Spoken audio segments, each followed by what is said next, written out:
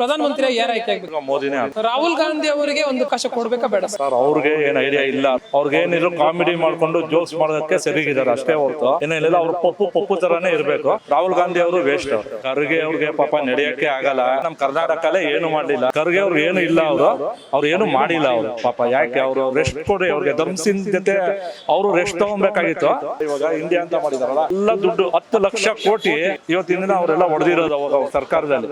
ಯತ್ನಾಳ್ ಏನಂದ್ರೆ ಅಲ್ಲಿ ಹಿಂದೂ ಓಟ್ ಇದೆ, ಅದರಿಂದ ಗೆಲ್ತಾ ಇದಾರೆ. ಅವ್ರು ಬಂದು ಯತ್ನಾಳ್ ಬೆಂಗಳೂರಲ್ಲಿ ಎಲ್ಲಾರ ಬಂದು ನಿಂತ್ಕೊಂತಾರ ನೋಡಿ ಗೆಲ್ಲಿ. ಅವಾಗ ಬಿಜೆಪಿ ಅವ್ರಿಗೆ ಕೊಡ್ಲಿ. ಅವ್ರಿಗೆ ಅಪೋಸಿಟ್ ಕೋರ್ಸ್ ಅಂತಾರೆ. ಮುಚ್ಚಿಬಿಟ್ರ ಮುಚ್ಚಲಿಲ್ಲ. ಪ್ರತಿಯೊಂದು ರೇಸ್ ಕೋರ್ಸ್ ಅಲ್ಲೂ ಆರಾಮಾಗಿ 500 ರೂಪಾಯಿ ಟಿಕೆಟ್ ತಗೊಂಡು ಹೊರಗಡೆ ಬಿಡ್ತಾರೆ. ಕಾಂಗ್ರೆಸ್ ಬಂದ್ಮೇಲೆ ಕಾಂಗ್ರೆಸ್ ಅವರು ಬಿಟ್ಟಿರೋ ಫ್ರೀಗೆ ಜನಗಳು ಮೋಸ ಆಗ್ತಾ ಇದ್ದಾರೆ. ಇದೇ ಡಿ.ಕೆ. ಶಿವಕುಮಾರ್ ಹೇಳಿದಾರಲ್ಲ, MP ಎಲೆಕ್ಷನ್ಗೆ ನೀವು ವೋಟ್ ಹಾಕ್ತಾರೆ ನಿಮ್ಗೆ ಇವೆಲ್ಲ ಗ್ಯಾರಂಟಿ, ಇಲ್ಲಾಂದ್ರೆ ವಾಪಸ್ ತಗೊಂತೀವಿ ಅಂದಿದಾರಲ್ಲ. ಸರ್ ನಮಸ್ಕಾರ. ನಿಮ್ ಪ್ರಕಾರ ಪ್ರಧಾನಮಂತ್ರಿ ಯಾರು ಆಯ್ಕೆ ಆಗ್ಬೇಕು ಸರ್? ತಿರ್ಗಾ ಮೋದಿನೇ ಆಗ್ಬೇಕು ಸರ್. ಸರ್ ಮೋದಿ ಅವರು ಯಾಕೆ? ಮೋದಿ ಅವರು ಅಂದ್ರೆ ತುಂಬಾ ದೇಶಕ್ಕೆ ಇದು ಮಾಡಿದ್ದಾರೆ. ಅವರಿಂದ ಯೂತ್ಸ್ಗಳಿಗೂ ಕೆಲಸ ಆಗ್ತಾ ಇದೆ. ಆದರೆ ಅದನ್ನ BJP ಕಡೆಯವರೇನೆ ಅದನ್ನ ಪಬ್ಲಿಕ್ ಮಾಡ್ತಾ ಇಲ್ಲ. ಯಾವ ಥರ ಮಾಡ್ತಾ ಇದ್ದಾರೆ ಮೋದಿ ಅನ್ನೋದನ್ನ ಇವರು ಇದು ಮಾಡ್ತಿಲ್ಲ. ಅದರಿಂದ ಮೋದಿ ಅವ್ರಿಗೆ ಆದ್ರೇನೆ ಒಳ್ಳೇದು ಅಂತ. ಹಾಗಿದ್ರೆ ಮತ್ತೆ ಮೋದಿನೇ ಆಗ್ಬೇಕು ಸರ್. ಸರ್ ರಾಹುಲ್ ಗಾಂಧಿ ಅವರನ್ನ ದೇಶದ ಒಬ್ಬ ಯುವಶಕ್ತಿಯಾಗಿ ನೋಡೋದಾದ್ರೆ ರಾಹುಲ್ ಗಾಂಧಿ ಅವರಿಗೆ ಒಂದು ಪ್ರಧಾನಿಯಾಗಿ ಒಂದು ಅವಕಾಶ ಕೊಡ್ಬೇಕಾ ಬೇಡ ಸರ್? ಸರ್ ಅವ್ರಿಗೆ ಏನು ಐಡಿಯಾ ಇಲ್ಲ. ರಾಹುಲ್ ಗಾಂಧಿ ಅವ್ರಿಗೆ ಏನಿದ್ರು ಕಾಮಿಡಿ ಮಾಡ್ಕೊಂಡು ಜೋಕ್ಸ್ ಮಾಡೋದಕ್ಕೆ ಸರಿಗಿದ್ದಾರೆ ಅಷ್ಟೇ ಹೊರತು ಏನಿಲ್ಲ. ಅವ್ರು ಪಪ್ಪು ಥರನೇ ಇರಬೇಕು. ಅವ್ರ ರಾಜಕೀಯದಲ್ಲಿ ಅವ್ರಿಗೆ ಇದಿಲ್ಲ ಸರ್. ಅವರು ಫಸ್ಟ್ ಕೌನ್ಸಿಲರ್ ಆಗಬೇಕಾಗಿತ್ತು. ಆಮೇಲೆ ಒಂದು ಮಿನಿಸ್ಟರ್ ಆಗ್ಬಿಟ್ಟು ಆಮೇಲೆ CM ಆಗಿದ್ದಿದ್ರೆ ಅವ್ರಿಗೇನೋ ಒಂದು ಸ್ವಲ್ಪ ಮೆಚುರಿಟಿ ಬಂದಿರೋದೇನೋ. ಅವ್ರು ಸಿಮ್ಮೆ ಅಮ್ಮನ ಜೊತೆನೇ ಇದ್ಬಿಟ್ಟು ಅವ್ರ ಅಮ್ಮನ ಥರನೇ ಪಾಪು ಥರ ಬಾಯ್ತಾ ಇದ್ದಾರೆ ಅಷ್ಟೇ. ಅವರು ರಾಹುಲ್ ಗಾಂಧಿ ಅವರು ವೇಸ್ಟ್. ಅವರು ಏನು ಬೇಕಾಗಿಲ್ಲ. ಅವರು ರಾಹುಲ್ ಗಾಂಧಿ ಅವರಿಗೆ ಅನುಭವ ಕಡಿಮೆ, ರಾಜಕೀಯ ಅನುಭವ ಕಡಿಮೆ ಅಂತ ಹೇಳ್ತಿದ್ದೀರಾ. ತಳಮಟ್ಟದಿಂದ ಕೆಲಸ ಮಾಡಬೇಕಿತ್ತು ಅಂತ. ತಿನ್ಕೊಂಡ್ ಬರ್ಬೇಕಾಯ್ತು. ಅವ್ರು ಒಂದೇ ಸತಿ ಬಿರಿಯಾನಿ ತಿನ್ನಕ್ ಹೋಗ್ತಾರೆ, ಅದಾಗಲ್ಲ. ಅದು ತಳಮಟ್ಟದಿಂದ ಕೆಲಸ ಮಾಡ್ಕೊಂಡ್ ಬರ್ಬೇಕಿತ್ತು ಅಂತ. ಸರ್ ಈಗ ರಾಹುಲ್ ಗಾಂಧಿಯನ್ನು ಹೊರತುಪಡಿಸಿ ಖರ್ಗೆ ಅವರನ್ನ ಪ್ರಧಾನಿ ಅಭ್ಯರ್ಥಿಯಾಗಿ ಮುನ್ನೆಲೆ ತರ್ತಾ ಇದ್ದಾರೆ, ಏನ್ ಹೇಳ್ತೀರಾ? ಖರ್ಗೆ ಅವ್ರಿಗೆ ಪಾಪ ನಡೆಯಕ್ಕೆ ಆಗಲ್ಲ. ಅವರು ಇಲ್ಲೇ ನಮ್ಮ ಕರ್ನಾಟಕಲ್ಲೇ ಏನು ಮಾಡಲಿಲ್ಲ. ಇದೇ ಕಲಬುರ್ಗಿ ಬಂದು ಇವತ್ತು ಹೆಂಗೆ ಅವ್ರು ಇದ್ದಾಗ ಸ್ಲಮ್ ಇತ್ತು ಹಂಗೆ ಇತ್ತು. ಅಲ್ಲಿ BJP ಗೆದ್ದಿದ್ದಕ್ಕೆ ಒಂದು ಸ್ವಲ್ಪ ಕೆಲಸ ಆಗಿತ್ತು. ಇವಾಗ ಅವ್ರ ಮಗ ಬಂದಿದ್ದಾರೆ ನೋಡಿ, ಏನೂ ಇಲ್ಲ. ಸುಮ್ಮನೆ ರೋಡಿ ಸೇಮು ಅದು ಇದು ಕಲಬುರ್ಗಿಲಿ ಬೆಳೀತಾ ಇದೆ. ಖರ್ಗೆ ಅವ್ರಿಗೆ ಏನೂ ಇಲ್ಲ. ಅವ್ರು ಏನೂ ಮಾಡಿಲ್ಲ. ಅವರು ಪಾಪ ಯಾಕೆ ಅವರು ರೆಸ್ಟ್ ಕೊಡಿ. ಅವ್ರಿಗೆ ಧರ್ಮಸಿಂಗ್ ಜೊತೆ ಅವರು ರೆಸ್ಟ್ ತೊಗೊಬೇಕಾಗಿತ್ತು. ಧರ್ಮಸಿಂಗ್ ಪಾಪ ಅವ್ರೇನೋ ಇದಾದರು. ಇವರು ಹೆಂಗೋ ಬದುಕಿದ್ದಾರೆ ಆರಾಮಾಗೆ. ಪಾರ್ಕ್ ಇರ್ಕೊಂಡು ಓಡಾಡ್ಕೊಂಡು ಇರಬೇಕು ಅಷ್ಟೇ. ಖರ್ಗೆ ಅವ್ರಿಗೆ ಏನು ಇದಿಲ್ಲ. ಅವ್ರಿಗೆ ಬೇಡ ಸರ್. ಖರ್ಗೆ ಅವ್ರಿಗೂ ಬೇಡ. ಸರ್ ಈಗ ಮತ್ತೆ ನರೇಂದ್ರ ಮೋದಿ ಅವರು ಬರಬೇಕು ಅಂತ ಹೇಳ್ತಿದ್ರಲ್ಲ, 2 ಅವಧಿಗೆ ಪ್ರಧಾನಿ ಆಗಿದ್ರು. ಸೊ ಅವರ ಒಂದು ಅವಧಿಯಲ್ಲಿ ನೋಡಿದಂಥ ಅಭಿವೃದ್ಧಿ ಕೆಲಸಗಳು ನೋಡಿ. ಇವಾಗ ಕಾಶ್ಮೀರಲ್ಲಿ ನಾವೇನೋ ಕಾಶ್ಮೀರ್ಗೆ ಹೋಗ್ಬೇಕು ಅಂದರೆ ಇದಾಗೋದು, ಭಯ ಆಗೋದು. ಇವತ್ತಿನ ಕಾಶ್ಮೀರ್ಗೆ ಆರಾಮ ಇದೇ ರಾಹುಲ್ ಗಾಂಧಿ ಅವರು ಹೋಗಿ ಐಸ್ ಗೆಡ್ಡೆಲೆಲ್ಲ ಆಟ ಆಡ್ಕೊಂಡು ಬಂದರು. ಅದೇ ಥರ ಕಾಂಗ್ರೆಸ್ ಇದ್ದಾಗ ನಮಗೆ ಆ ಫ್ರೀಡಮ್ ಇರಲಿಲ್ಲ. ಅಲ್ಲಿ 370 ತಂದು ತುಂಬ ಒಳ್ಳೇದಾಯಿತು. ಸುಪ್ರೀಂ ಕೋರ್ಟು ಇವ್ರಿಗೆ ಇದು ಮಾಡಿದ್ರು. ನಮ್ಮ BJP ಅವ್ರು ಮಾಡಿದ್ದು ಕರೆಕ್ಟೇ ಅಂತಲೇ ಇದು ಮಾಡಿದ್ರು. ಇವತ್ತು ನೋಡಿ ಕಾಶ್ಮೀರಲ್ಲಿ ಎಷ್ಟು ಎಕನಾಮಿಕ್ಸ್ ಇಂಪ್ರೂವ್ ಆಗಿದೆ ಅಂದರೆ ಅಷ್ಟು ಚೆನ್ನಾಗಿ ಇಂಪ್ರೂವ್ ಆಗಿದೆ. ಒಂದು ಜಾಬ್ ಆಗಲಿ ನೋಡಿ, 10,000 ಜನಕ್ಕೆ 1 ಲಕ್ಷ ಜನ ಕೆಲಸ ಕೊಟ್ಟಿದ್ದಾರೆ ಅಲ್ಲಿ. ಇವತ್ತಿನ ಮೊದಲು ಗೌರ್ಮೆಂಟ್ ಕೆಲಸ ಅನ್ನೋದೇ ಅವ್ರಿಗೆ ಇರಲಿಲ್ಲ. ಇವತ್ತಿನ ಅವರೇ ಹೋಗ್ಲಿತ್ತಿದ್ದಾರೆ. ಇವತ್ತು ನೋಡಿ POKನೇ ಅವರೇ ನಮಗೆ ಇಂಡಿಯಾಗೆ ಸೇರ್ಕೊಬೇಕು ಅಂತ ಇದೆ. ಅಲ್ಲಿಗೆ ಮೋದಿ ಏನು ಅಂತ ಅವರೇ ಗೊತ್ತು. ಇವಾಗ ಆಸ್ಟ್ರೇಲಿಯಾ ಪ್ರೈಮ್ ಮಿನಿಸ್ಟರ್ನೇ ಮೋದಿಗೆ ಇದು ಮಾಡಿದ್ರು, ಅಲ್ಲಿ ಹೊಗಳಿದ್ರು. ಅದರಿಂದ ನಮ್ಮಲ್ಲಿ ಏನಂದರೆ ಮೋದಿ ಮಾಡ್ತಾ ಇರೋದು ಫುಲ್ ಇಡೀ ಮುಸ್ಲಿಮ್ ಆಗಲಿ ಹಿಂದೂ ಕ್ರಿಶ್ಚಿಯನ್ಸ್ ಆಗಲಿ ಎಲ್ಲರಿಗೂ ಮಾಡ್ತಾ ಇದ್ದಾರೆ. ಅವರೇನು ಬರೀ ಹಿಂದೂಗೆ ಮಾಡ್ತಾ ಇಲ್ಲ. ಇಲ್ಲಿ ಸುಮ್ಮನೆ ಇವರೇ ಬೇರೆ ಪಕ್ಷದವರು ಇಂಡಿಯಾ ಅಂತ ಇದೆಯಲ್ಲ, ಇವಾಗ ಇಂಡಿಯಾ ಅಂತ ಮಾಡಿದಾರಲ್ಲ, ಅವರು ಏನಂದರೆ ಎಲ್ಲ ದುಡ್ಡು 10 ಲಕ್ಷ ಕೋಟಿ ಇವತ್ತಿನ ದಿನ ಅವರೆಲ್ಲ ಹೊಡೆದಿರೋದು ಅವಾಗ ಅವ್ರ ಸರ್ಕಾರದಲ್ಲಿ. ಅದನ್ನೆಲ್ಲ ಇವ್ರು ತೆಗಿತಾ ಇದ್ದಾರಲ್ಲ, ಅದಕ್ಕೆ ಅವ್ರಿಗೆ ಏನಾರ ಇದು ಬಂದರೆ CBI ಎಂಕ್ವೈರಿ ಎಲ್ಲ. ಇವಾಗ ಡಿ.ಕೆ. ಶಿವಕುಮಾರ್ದು ನೋಡಿ CBI ಎಂಕ್ವೈರಿನೇ ಇದು ಮಾಡಿದ್ರು. ಆ ಥರ ಇವ್ರು ಮಾಡೋಣ ಅಂತ ಎಲ್ಲ. ಅದಕ್ಕೋಸ್ಕರ ಅವ್ರು ಕಾಯ್ತಾ ಇದ್ದಾರೆ. ಒಂದು ಚಾನ್ಸ್ ಕೊಟ್ಬಿಟ್ರೆ ಅವರೆಲ್ಲ ಆರಾಮಾಗಿ ಅವ್ರ ಕೇಸೆಲ್ಲ ಸಾಲ್ವ್ ಮಾಡ್ಕೊಂಬಿಡೋಣ ಅಂತ ಅವ್ರು ಆಲ್ ಇಂಡಿಯಾ ಅಂದ್ಬಿಟ್ಟು ಅವ್ರ ಪಕ್ಷಗಳು ಕಾಯ್ತಾ ಇದ್ದಾರೆ. ಇದನ್ನು ಅಷ್ಟೇ, ಇನ್ನೇನಿಲ್ಲ ಸರ್. BJP NDA ಮತ್ತೆ ಅಧಿಕಾರಕ್ಕೆ ಬರಬಾರ್ದು ಅಂತ ಮೈತ್ರಿಕೂಟ ಮಾಡ್ಕೊಂಡಿದ್ದಾರೆ, INDI ಅಂತ. ಈ ಒಂದು ಮೈತ್ರಿಕೂಟದ ಬಗ್ಗೆ ಈ ಮೈತ್ರಿಕೂಟದಲ್ಲಿ ನೋಡಿ, ಲಲ್ಲು ಪ್ರಸಾದ್ ಮೈತ್ರಿಕೂಟ ಅವ್ರದ್ದು ಏನು ಕೇಸ್ ಇದೆ ನೀವೇ ನೋಡಿ. ಜೈಲಿಗೆ ಹೋಗಿ ಬಂದಿದ್ರು. ಅಲ್ಲಿ ಇರೋದು ಮೈತ್ರಿಕೂಟಲ್ಲಿ ಒಬ್ಬರೇ ನಿತೀಶ್ ಕುಮಾರ್ ಒಬ್ರು ಬಿಟ್ಟು ಇನ್ನು ಯಾರೂ ಇಲ್ಲ. ಮಮತಾ ಬ್ಯಾನರ್ಜಿ ಅವರು ಒಳ್ಳೆಯವರೇ, ಅವ್ರು ಕೆಲಸ ಮಾಡಿದ್ದಾರೆ. ಆದರೆ ಅವ್ರ ಜೊತೆ ಇರೋರು ನೆಫ್ಯೂ ಎಲ್ಲ ಅವರು ಎಲ್ಲ ಹಗರಣನೇ ಆಯಿತಾ. ಇನ್ನು ಬೇರೆಯವರು ನೀವು ನೋಡಿ ಎಲ್ಲ ಅವ್ರದ್ದೆಲ್ಲ ಕೇಸ್ ಇರೋದೆ. ತಮಿಳ್ನಾಡು ಸ್ಟಾಲಿನ್ ಅವ್ರ ಮನೆಯವ್ರದ್ದೆಲ್ಲ ಕೇಸ್ ಐತೆ. ಅದು ಹೆಂಗೆ ಹೋಗಿ ಇವರು ಓಟ್ ಹಾಕಿ ಅಂತ ಕೇಳ್ತಾರೆ, ನನಗೆ ಗೊತ್ತಾಗಲ್ಲ. ಅದೇ ನೀವು ಎನ್ ಡಿ ಎ ಅಂತ ಬಂದಮೇಲೆ ಯಾರ್ದಾರ ಒಂದು ಏನಾರ ಇದಿದೆಯಾ ನೋಡಿ ಮಾರ್ಕ್ಸು ಏನಾರ ಎಲ್ಲ ಗುಡ್ ಮಾರ್ಕ್ಸೇ ಇರೋದು, ಯಾವುದೂ ರಿಜೆಕ್ಟ್ ಇಲ್ಲ ಅವ್ರದ್ದು. ಸೊ ಈಗ ರಾಷ್ಟ್ರದಲ್ಲಿ ಈ ಮೈತ್ರಿ ಆದರೆ ರಾಜ್ಯದಲ್ಲಿ BJP ಮತ್ತು JDS ಮೈತ್ರಿ. ರಾಜ್ಯದಲ್ಲಿ JDS BJP ಅಂದರೆ ಚೆನ್ನಾಗಿದೆ ಸರ್. ಅವರು ಒಂದು ಇದು ಮಾಡಿದ್ರೆ ಫುಲ್ಲು ನಮಗೆ 28 ಬರಬೇಕು ಅಂದ್ಬಿಟ್ಟು ಅದು ಪ್ಲ್ಯಾನ್ ಇದು ಮಾಡಿ. ಯಾಕಂದರೆ ಇವಾಗ ಕಾಂಗ್ರೆಸ್ ಅವರು ಬಿಟ್ಟಿರೋ ಫ್ರೀಗೆ ಜನಗಳು ಮೋಸ ಆಗ್ತಾ ಇದ್ದಾರೆ.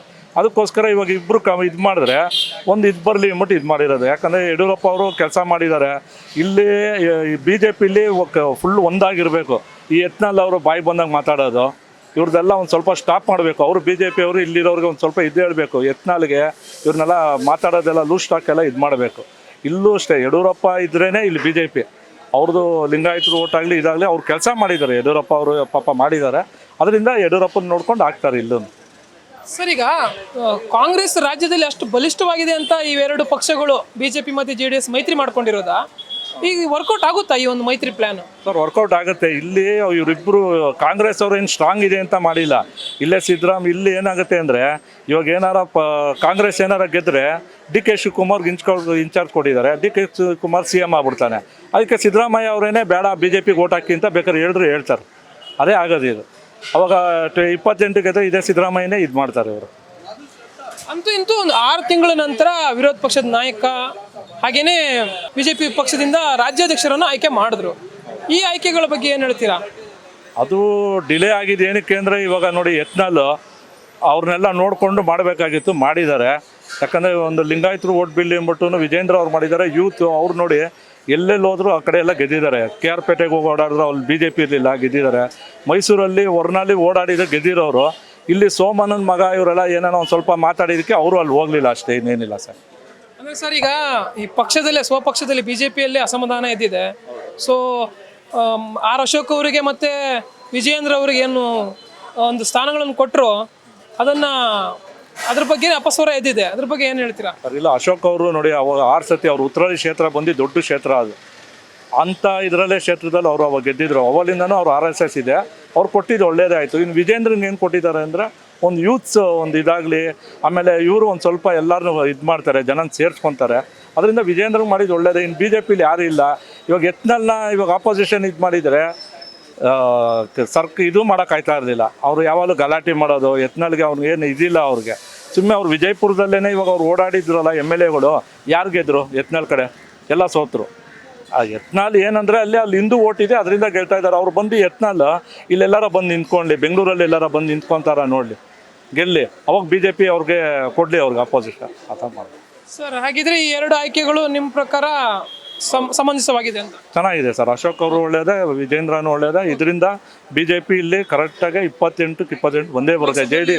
JDS ಇವರು 2 ಕಮಾನ ಇದೆ, ಬಂದೇ ಬರುತ್ತೆ ಸರ್. ಲೋಕಸಭೆಗಿಲ್ಲ ಸರ್. ಅವ್ರದ್ದು ಹೋದ್ಸತಿ 43 ಬಂದಿದ್ದು, ಇವಾಗ ಒಂದು 60 ಬರ್ಬೋದು ಅಷ್ಟೇ, ಕಾಂಗ್ರೆಸ್ ಅವರು ಅಷ್ಟೇ. ಈಗ ರಾಜ್ಯದಲ್ಲಿ ಇಬ್ಬರ ಆಯ್ಕೆ ಲೋಕಸಭೆಗೆ ಪ್ಲಸ್ ಆಗುತ್ತೆ ಅಂತೀರಾ? ಹಾಂ, ಯಾವುದು ಹೌದೌದು, BJP ಪ್ಲಸ್ ಆಗುತ್ತೆ ಸರ್. ಆಮೇಲೆ ಕುಮಾರಸ್ವಾಮಿ ಮತ್ತು ಇವರು ಇದು ಮಾಡಿದ್ದಕ್ಕೂ ಪ್ಲಸ್ ಆಗುತ್ತೆ. ಈಗ ರಾಜ್ಯ ಸರ್ಕಾರದ ವಿಚಾರಕ್ಕೆ ಬರೋದಾದ್ರೆ ಹೇಗಿದೆ ಅಂತೀರಾ? ರಾಜ್ಯ ಸರ್ಕಾರದ ಒಂದು ಕಾರ್ಯವೈಖರಿ, CM ಆಗಿ ಸಿದ್ದರಾಮಯ್ಯನವರು ಕಾರ್ಯವರ್ತರಾಗಲಿ, ಸಿದ್ದರಾಮಯ್ಯ ಅವರು ಅವಾಗ ಮಾಡೋರು ಓದಿದ್ರಲ್ಲಿ ಇದ್ದಿದ್ದು ಕೆಲಸ ಮಾಡಿ CM ಆಗಿ. ಈ CM ಅಲ್ಲಿ ಏನು ಮಾಡಿಲ್ಲ ಅವರು. ಅವ್ರ ಹತ್ರ ದುಡ್ಡೇ ಇಲ್ಲ. ಅವರು ಏನು ಮಾಡ್ತಾರೆ? ರೋಡ್ಗಳು ನೋಡಿ ಹೆಂಗಿದೆ ಹಂಗೆ ಇದೆ, ಆಯಿತಾ? ನೀವು ಎಲ್ಲರ ಇವಾಗ ಇದಾಗಿದ್ದಾರೆ.